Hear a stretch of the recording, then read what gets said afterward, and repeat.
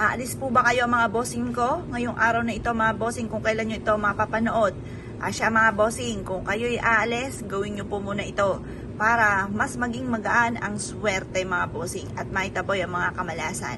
Minsan, hindi nyo nakikita mga bossing ko, doon sa pupuntahan ninyo ay napakaraming negatibo. Maaaring kumapit sa inyo ang negatibong yan kapag wala kang mabisang proteksyon. Yung pantaboy ng mga kamalasan at saka pantaboy ng mga bad spirit.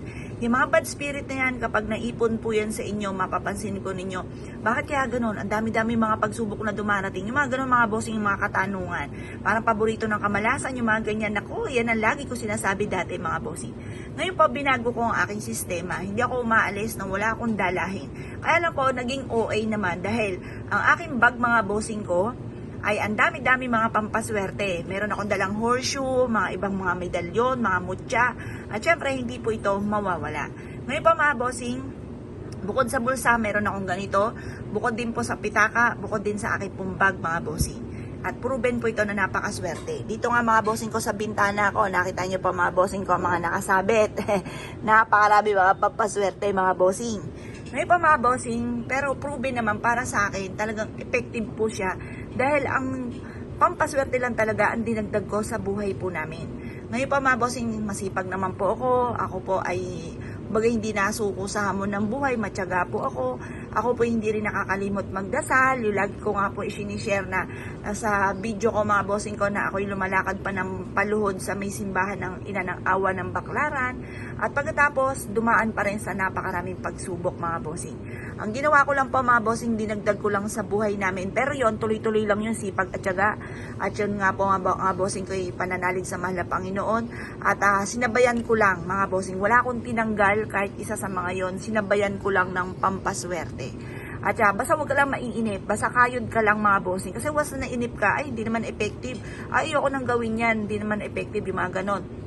Yun nga po mga bossing, wala tayong pangontra sa kamalasan. Huwag kang susuko sa hamon ng buhay mga bossing. Ganun talaga, lahat ng tao dumadaan sa mga pagsubok. Kaya lang once na meron ka mga ganito at ikaw po hindi nakakalimot magdasal, ang mga pagsubok ay pagdadaanan lamang at hindi ninyo matatambayan mga bossing. Nga pa mga bossing, kung kayo po isa sa mga mahilig sa mga pampaswerte, mag-wish ka muna bago ka umalis ng inyong tahanan. Sabi niyo po sa pamamagitan nito ay magtutuloy-tuloy na ang pasok ng swerte at kailanman na hindi na ako mamumblema tungkol sa usapin ng pera. Maraming pera ang darating sa akin, siksikliglig at aabot. Maraming blessing ang darating sa akin. Ganon ang mga pag-wish na walang gamit na sana, direct to the point mga bossing. At pagkatapos mga bossing ko, isiksik nyo ito sa inyong pong bulsa, sa inyong pong bag, or sa inyong pong pitaka. Ang dulot nito ay swerte. Tapos pag umuwi na kayo ng bahay, isiksik nyo lamang po ito sa ilalim ng inyong pong unan. Unang-una, paggagaanin nito ang dali ng swerte. Pangalawa, hindi ka lalapitan ng mga bad spirit. Pangatlo, kayo po'y makakatulog ng mahimbing. Ang taong may tulog ng mahimbing, may diwa, kumbaga nakakapagdesisyon ng tama mga bossing. Yan po, kumbaga makakapag-isip ka kung ano mga dapat gawin, pero once sa ikaw ay walang tulog, nako, magsasablay-sablay ka na dyan ng mga desisyon sa buhay. Kaya kailangan at importante na magkaroon ka ng masarap na tulog. Kaya kung kayo po naniniwala at nais po itong gawin, ay siya mga bossing, good luck po sa inyo po lahat.